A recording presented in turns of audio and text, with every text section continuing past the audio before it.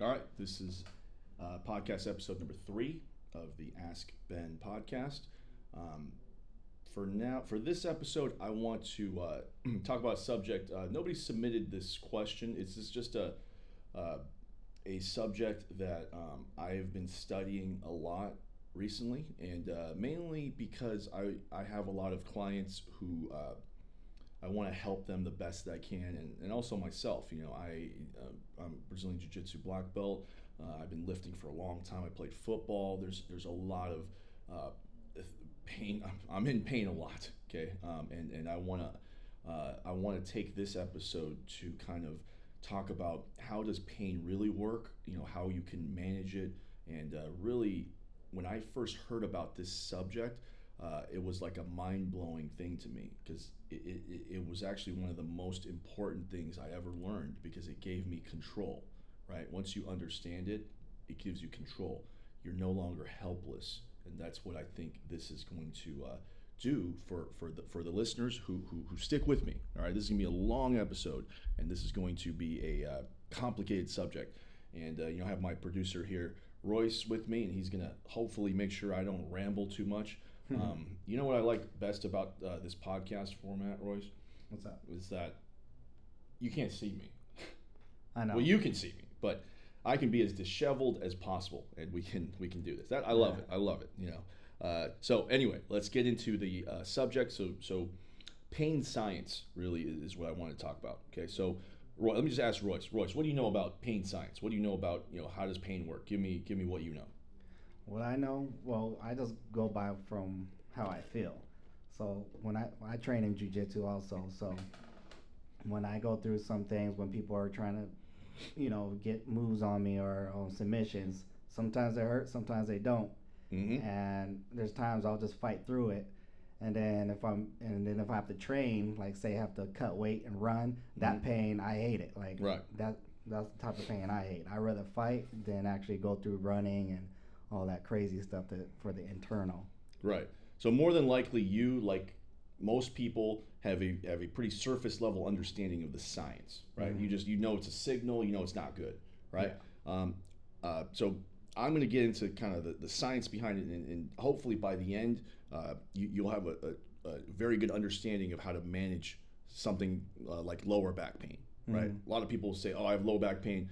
I need to have surgery, and that's the end," right? No, this is not good.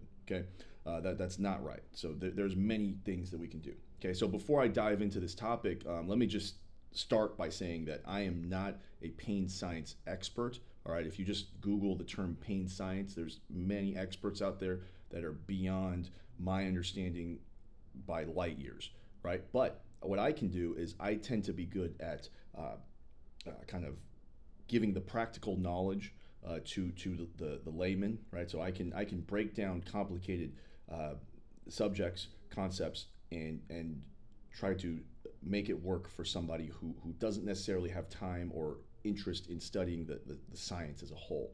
Okay, so that being said, I'm not an expert on this. I'm simply rehashing, regurgitating a lot of what certain scientists like there's many, just to name a few. Lorimer Moseley wrote a book called Explain Pain. That's I would say one of the best like books for the layman on the subject. Todd Hargrove wrote a great book on topics that have pain science in there. I believe it's called Better Movement. So yeah, just given that disclaimer, I'm not a doctor. This is just my interpretation of the evidence and my experiences. Okay, so pain, what is it? Pain is basically classified as an unpleasant conscious experience, and what it's designed to do is protect you. Is what your brain does to protect you from what it perceives as a threat against your body, and it's trying to motivate you to do something about it, right? Okay. So that is the general term pain. Okay, it's an it's an unpleasant conscious experience. Okay, but the key in what I said in all of that is that it's designed to protect you. It is a defense mechanism. Okay, now an example I can give to immediately kind of get your mind turning is there's really no difference from your brain, how it perceives a threat, than a home alarm system, how it perceives a threat. Okay, so continue with me here. I have a home alarm system. Many times that thing has gone off for no reason, and there was no burglar. It may be the door just, the gust of wind, right? That's happened to me before. Yeah, your house is like,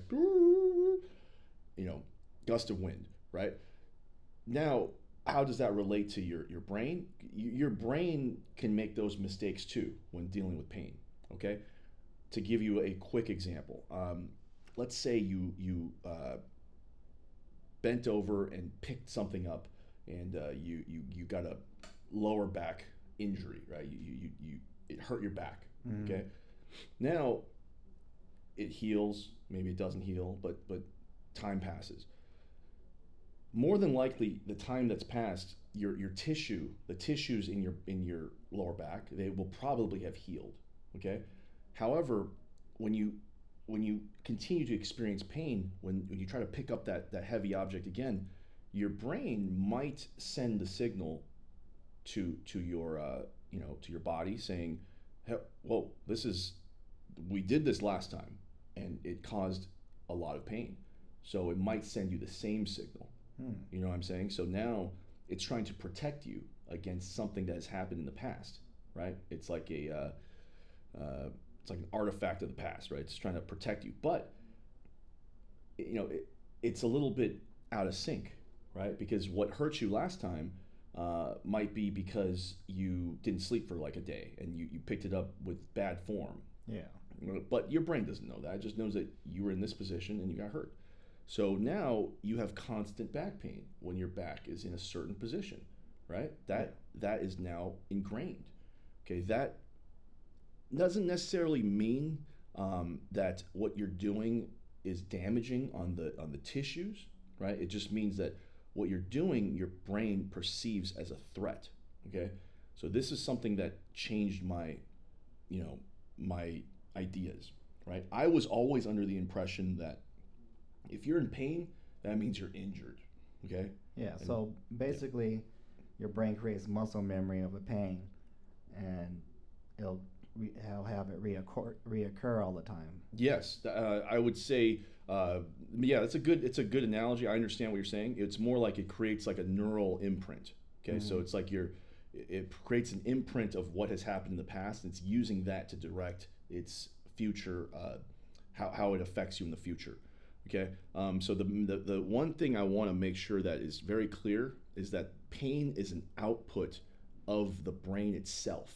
Okay, pain does not come specifically from the tissues, right? So if you sprain your ankle, right, it is your brain that is sending you the pain signal. Okay, it is your brain that's telling you, oh, there's pain right there. Okay, there's pain. Don't turn your foot this way. It's going to cause pain. And it's your brain. Okay, it is not really your foot, right? Your foot is involved, but it's your brain. Okay, and the second thing that is very important is not to confuse pain with tissue damage. Okay, and this is what we kind of talked about before we started recording, which was like a soldier, right? A soldier in the battlefield. Okay, let's say I'm a soldier in the battlefield, and you're down and I need to rescue you. Okay, I can't. I have to get to you and I have to make sure that get you to safety. During the process, I'm running, I'm stepping on stuff, and I'm maybe I got shot in a non-vital part. Maybe I twisted my ankle. All these injuries happened, but I didn't feel any of them. Okay, there's massive tissue damage, right? If I got shot, there's massive tissue damage, but there was no pain. Right? Why? Because there was something more urgent. One, my life is in danger. Two, your life is in danger. Okay, so those things can override pain signals. Okay, you with me so far? Yeah. Right? So it's like your adrenaline. Yeah, exactly. And everything. Adrenaline is a good way to put it. Adrenaline is a hormone that may be able to override the pain mechanism. So now let's take that in reverse. Okay, so if we take that in reverse, we can kind of get a good understanding of it, the opposite, right? So let's say there is so in this situation, right, with the soldier, there's massive tissue damage, right? I got shot, but I don't feel pain. Okay. Now, if that's possible, then what's also possible is the reverse. There's no tissue damage, but I feel massive pain. Okay. Yeah. Now, how does that happen, right? How do you feel? There's no damage. What's going on? Well, your brain is very complicated. Okay. There's environmental factors. There's genetics. There's stress. You know, people don't understand that stress is actually one of the biggest causes of pain. All right. I can tell you right now, anecdotally, just my personal experience. I have, tendinitis in certain joints.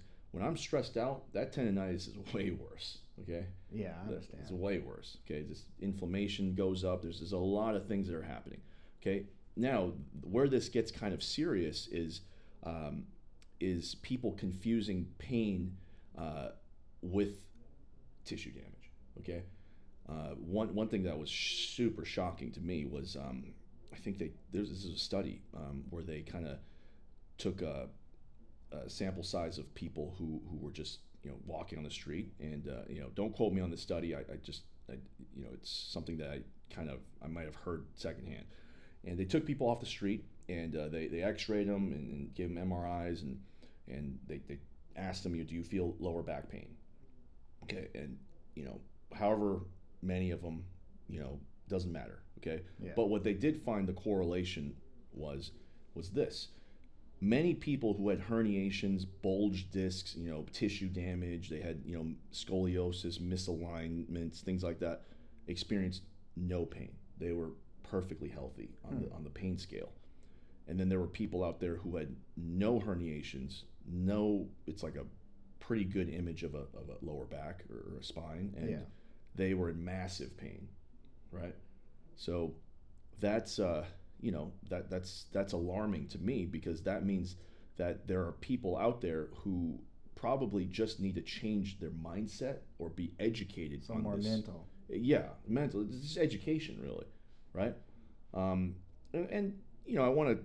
Of course, we're going to touch on the myths later, but certain things like, your core is weak, and so now you're in back pain. These are all, for the most part, they're all myths. Okay, we'll touch on that later. But what I want to make sure is cemented now is that tissue damage does not equal pain. Okay, that's pretty much been established, right? We gave the examples. Yes. Right. Let's see. Let me see. Another example would be, it can even go as far as I heard a good example one time about an experience, right? How an experience can affect your emotional state and things like that. Yeah. You ever been in a haunted house? Yeah, I've been in one of those. I hate those things, by the way. But I have been in one. Were you scared? No. Okay, then you're all right. You weren't scared. I was terrified. Okay, so let's say you're a normal person. So I was scared. Okay, there was things popping out. Most people are scared. Okay, you're not normal, I guess. But no, it's just when you walk in, I get what you're expecting saying. Everything. I get what you're saying. Okay, let's just say most people that enter a haunted house, they get the real sensation of fear, right? They get goosebumps. Things are popping out. But is it real? No, it's not real. But is the sensation real? Yeah. Yes, right? So that's a good example of how pain can affect your body, right? It's not real. You're not getting hurt, right? You're not getting hurt, but the emotion and the sensation you feel, it's changing how your body's reacting to it, right? There's a famous study where let me try to make sure I do this one right. They had a study where subjects put their hand in under a cloth. Right, they stuck it through like a box, and they covered the hand up. Okay, and then they showed on a screen a hand going through a box.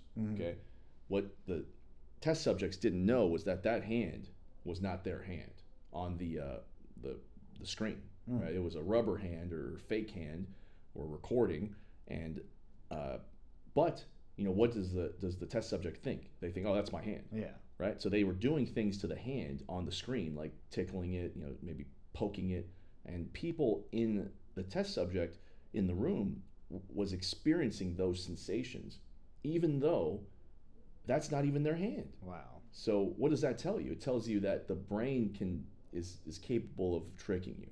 Okay, being easily fooled. Fooled, exactly. So you cannot rely on pain as a trigger for, oh, I'm hurt. Okay, that's just not right. Okay, pain is a trigger for, okay, something's happening and I need to probably do something to fix it, but that doesn't mean that you're hurt.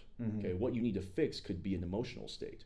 What you need to fix could be an attitude. It could be whatever. It could just be, you're unhappy with something, right? It's very, very complicated, and this is why this subject's going to take a long time to delve into. Yeah, because you're talking about the mind. Yeah, and you almost kind of remind me of the subject they had about not musicians, but magicians. Yeah, like how they exactly. trick the mind, and Oh, yeah. people believe what they see, and it's not even there. So. Yeah, one of my people that I consider a mentor, Nick Tumanillo, he once said something to me, or not to me, but in a conference that I heard that was great, and he said something like, "Have you ever been to a magic show?" And I was people in the audience were like, "Yeah, we've been to a magic show." And did you think it was real?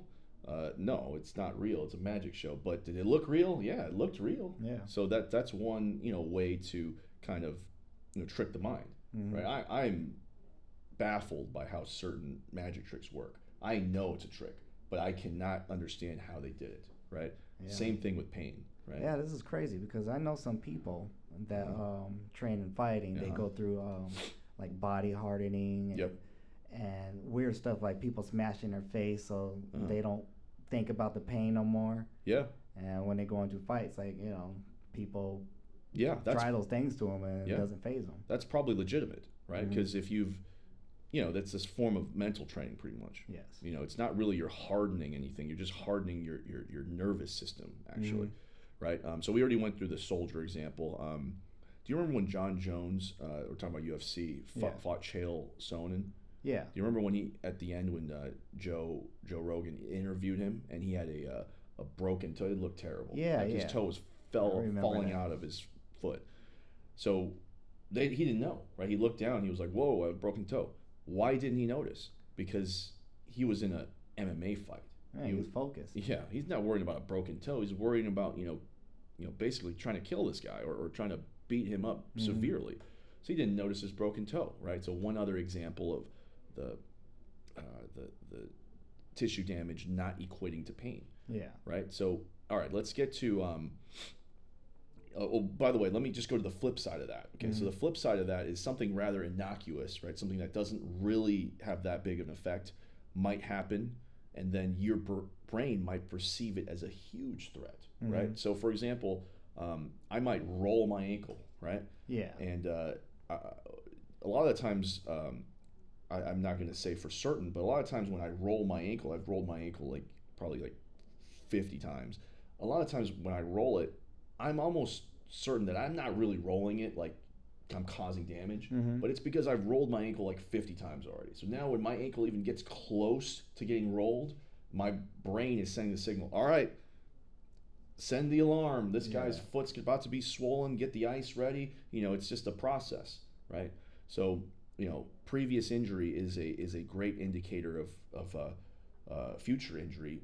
Just from that alone, it's just your brain has ingrained these defense mechanisms that no matter what happens, it's going to happen again, even if you get close. Yeah, I had this talk with a boxer once because there's a few fighters that used to have an iron chin, and then some of them got knocked out 2 or 3 times, and then by the time they fight somebody that's when on their days that they're going to be out the fight game, but they're barely fighting somebody that's not at their skill level and they barely hit them on the chin. Yeah. It seems like the brain just snaps them into that knockout to protect them. Yeah, that's a good point. I never thought about that, but that's a really good point, and that's probably exactly what's going on. It's not really pain related, what you're talking about, but it's related to the brain. Yeah. The brain might be saying, okay, last time I got hit, it hurt really bad, I got damaged, and then I got knocked out. So this time, you know what? Before we even get to that big punch, let's just send your lights out with a small punch, right? Like Chuck Liddell later in his career, he was eating punches, earlier in his career. Later in his career, he got tapped and he was out.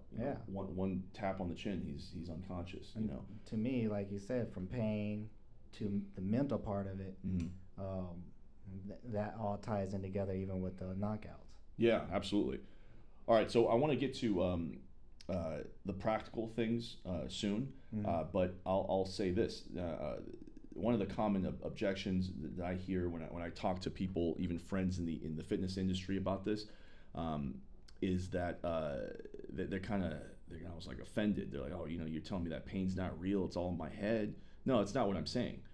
I'm saying pain is very real. Okay, it's a very real experience, but that's exactly what it is. It's a personal experience, right? So what causes me to be in pain may not cause you to be in pain, right? So it's a personal experience. Yeah.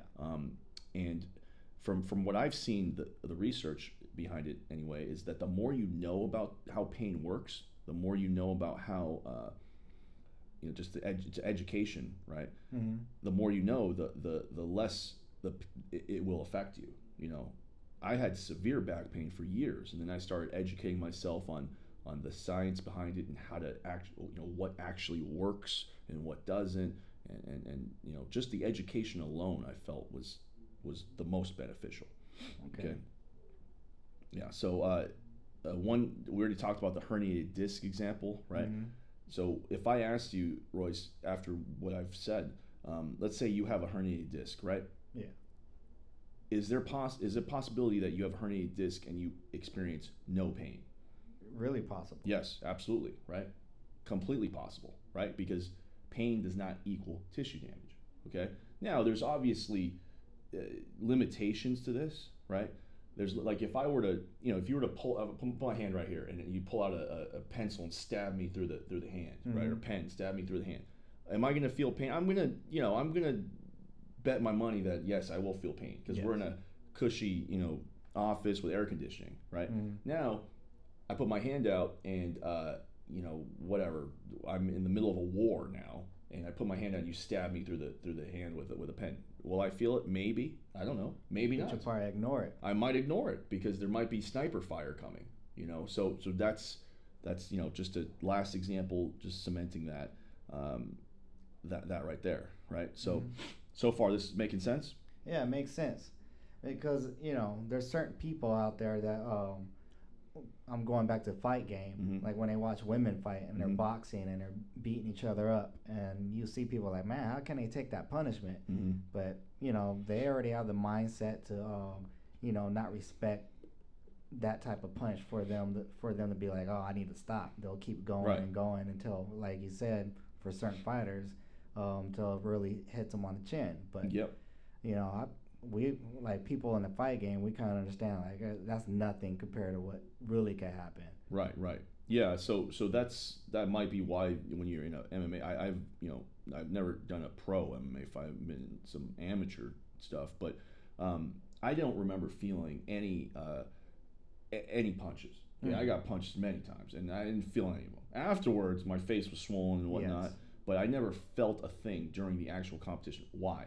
Because other things probably at that time were more important to me, like winning, like my family is here. I don't want to get embarrassed in front of my girlfriend. There's other things in my head that take over the pain. Pain is not the most important. I think maybe embarrassment was the most important. Who knows what it was? Okay, or maybe just fear. Maybe it's anger, whatever it is, right? Something was overriding the pain.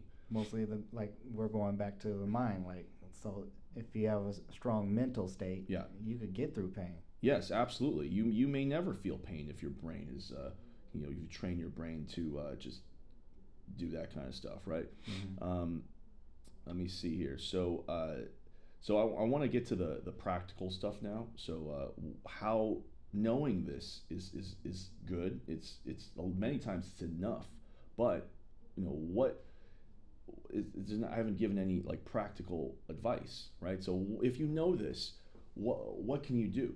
Okay, well, by knowing that tissue damage and pain are not causes of each other, right? We talked about the soldier.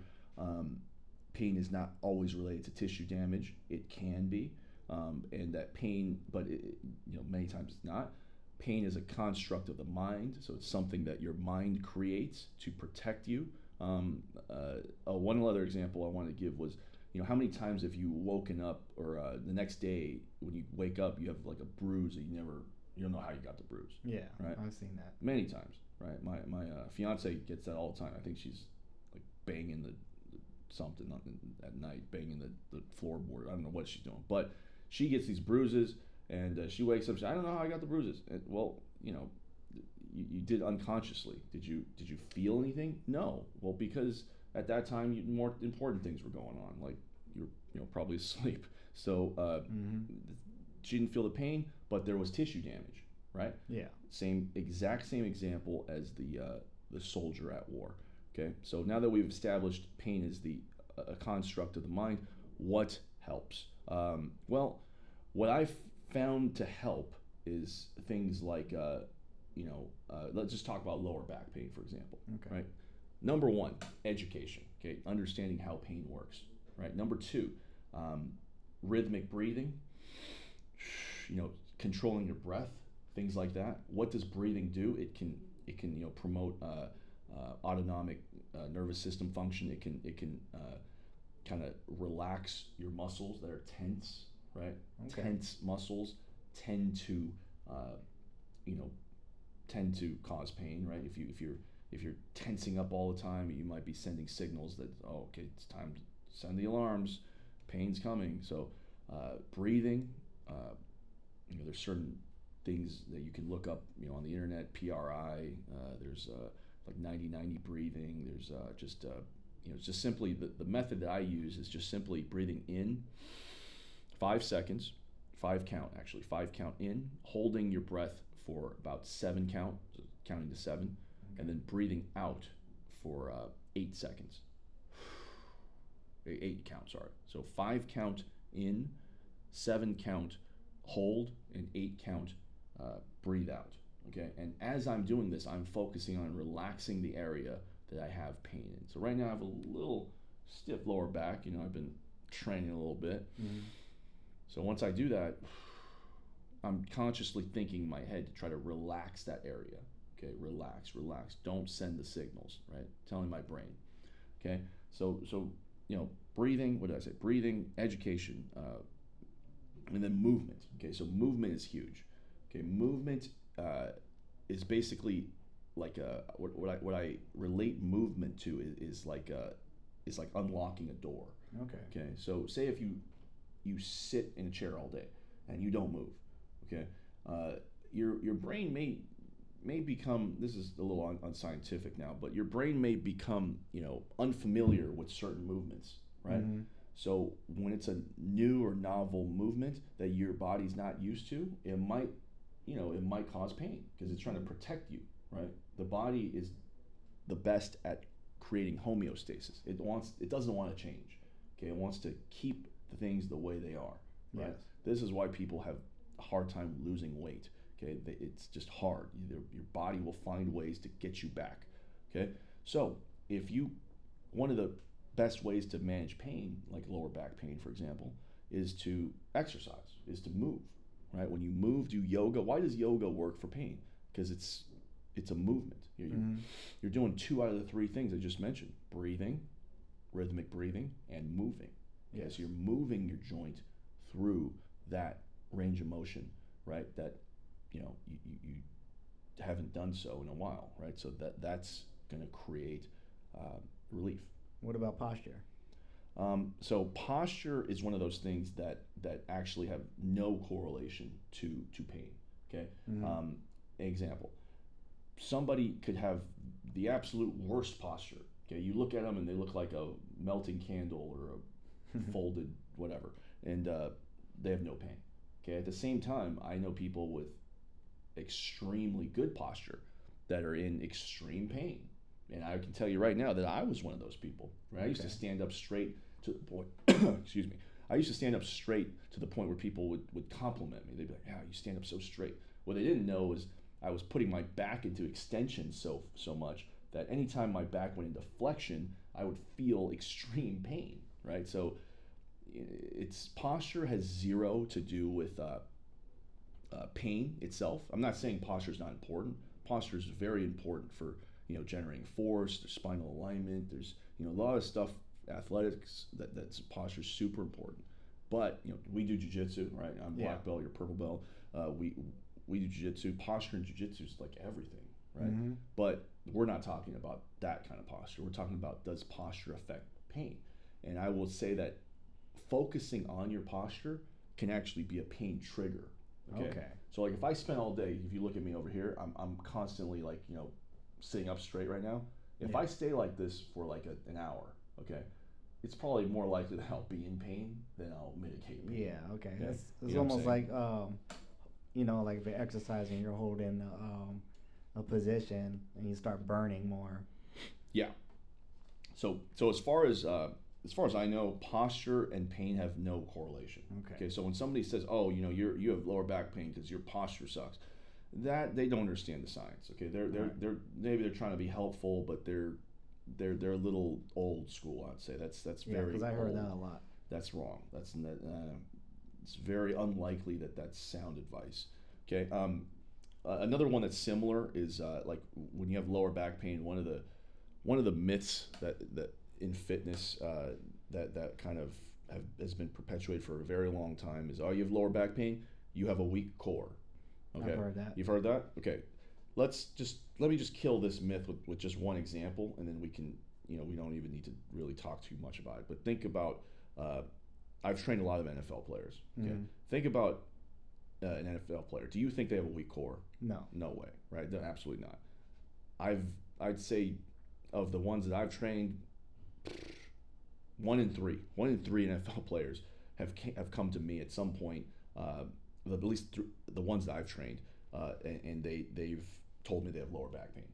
Okay, so just using that evidence, that should already kill that myth, right? Yeah. There's no way somebody like whatever. Just give an example. Reggie Bush, he has a weak core. I mean, just look at his core. Yeah. Okay, I used to work at Unbreakable Training Center, and Reggie Bush was there one day, and he was complaining about lower back pain. Okay, you telling me Reggie Bush could possibly have a weak core? Absolutely not.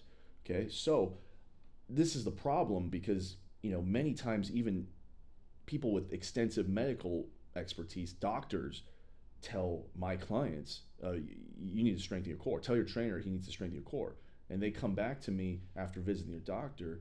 And I'm like, oh God, you're going to a doctor that doesn't understand. Yeah, they don't. They don't understand. So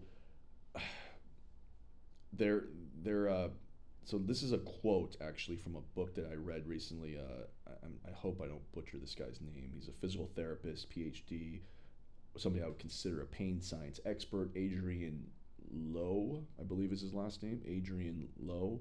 He wrote a great book. He has several great books, actually. Just go on Amazon. All his stuff is great.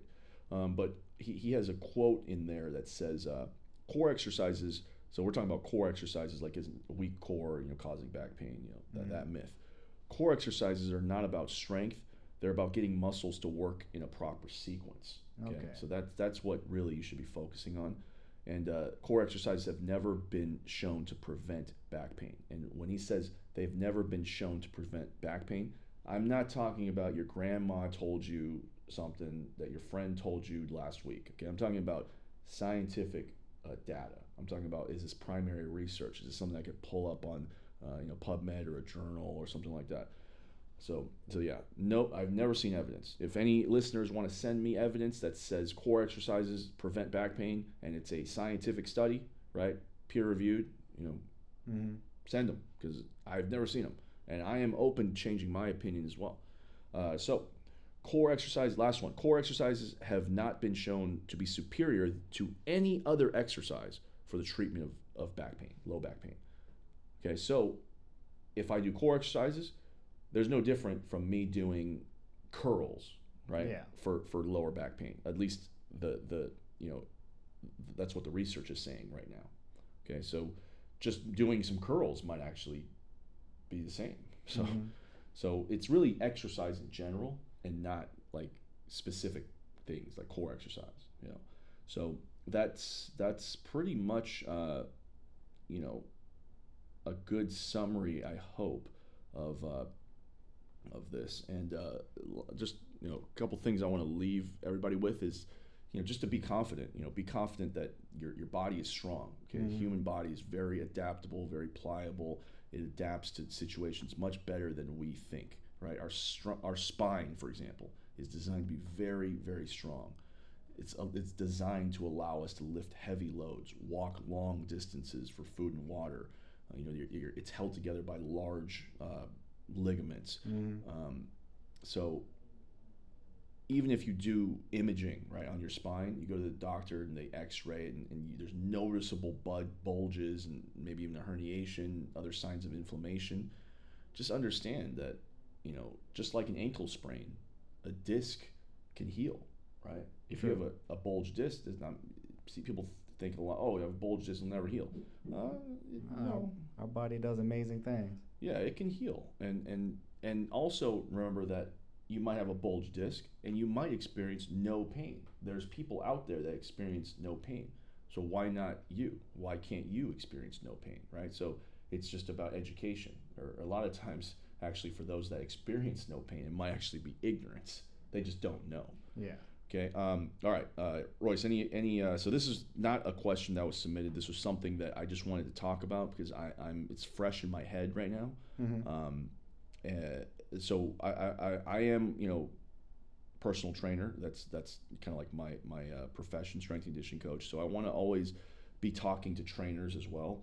And the last thing I'll say is just for if you are a personal trainer, a strength and conditioning coach, whatever, movement coach, whatever you want to call yourself, okay, remember that you have a responsibility as a trainer to not cause pain in your clients, as in like a placebo, right? A placebo is a positive effect based on a stimulus, right? Like I give you I tell you, Royce, you're amazing. You're great at this. Okay, then you get a positive emotion, and I could say, Royce, you suck. You're terrible. And then you start feeling bad. Yeah, you start feeling bad. Exactly.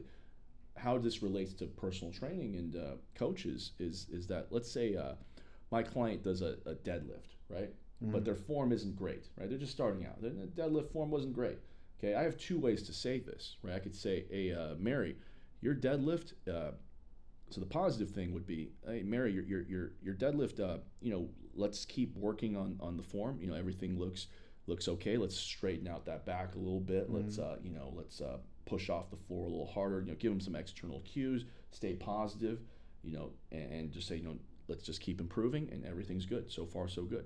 Right? That's a positive message. Yes. Right? That's what I would say. Versus, and I've seen other trainers do this, and I may even have been guilty of this in the past, is I could say, for the negative way to say that, which could cause pain, would be, Mary, oh my God, I can't believe you just did a deadlift like that. I don't know what you're thinking. You can herniate your discs. You could be in back pain. I'm surprised you're not in back pain right now. I'm surprised you're not hurting. Are you hurt? Are you hurt? Did that hurt you? These are things that I want to avoid. Yeah. Right. Coaching from the negative. Right. Because as a trainer, you're an expert. Right. So what I might have done to my imaginary client, Mary, is that in that second example, she might go home and say, oh my God, Ben, my trainer said I've been deadlifting wrong, but I've been doing that for years. Oh, no wonder. Oh, I guess he's right. I am in pain. Right? And then, boom, next thing you know, you've just created a cycle. It's called a nocebo. Okay, nocebo is a stimulus that creates a negative effect, right? I give you a pill, and it's I tell you this pill is poison, right? You might just feel sick to your stomach, but it was actually a sugar pill, right? It's not supposed to have an effect, but it does because that's the phenomenon the humans experience. The mind and the illusion. Mind. Exactly. This is the magic trick, right? This is the magic trick, right? Same thing. I give you a pill. It's a sugar pill, but I tell you it's the best thing in the world. You're gonna feel super happy as long as you believe me. As long as your mind can make that, can accept it.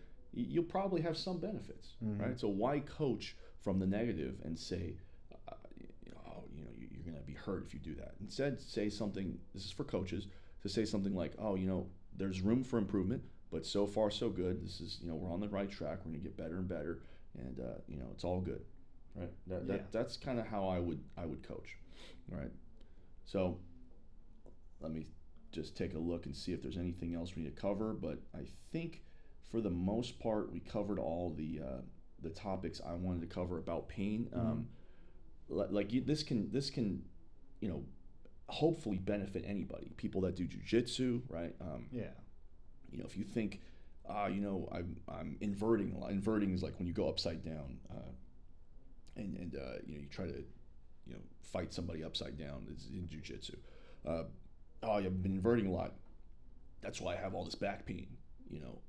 That might not be the best way to look at it. You might want to think something like, inverting has caused my muscles to be a little tense in my lower back. I need to take some time off, breathe. Nothing's hurt, nothing's wrong. Just a little discomfort right now, and I'm gonna breathe. I'm gonna do some heat. I'm gonna do some things to alleviate the temporary pain. Mm-hmm. But I'm not hurt. Okay? I'm not injured.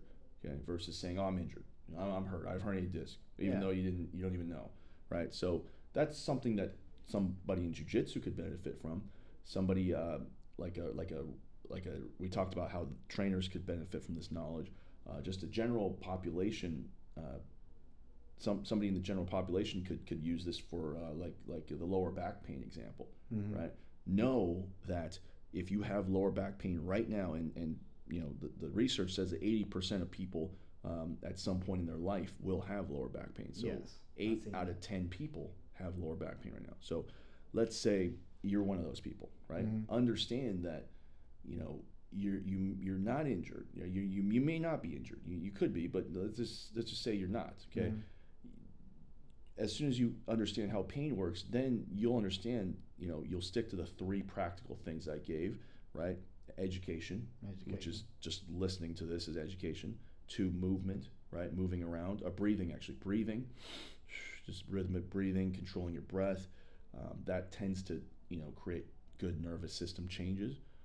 And 3 is movement, right? Movement can be exercise, it could be yoga, it could be just getting up off of your desk every 30 minutes to go use the restroom, taking the stairs, taking the bus instead of driving. There's just a lot of things you can do.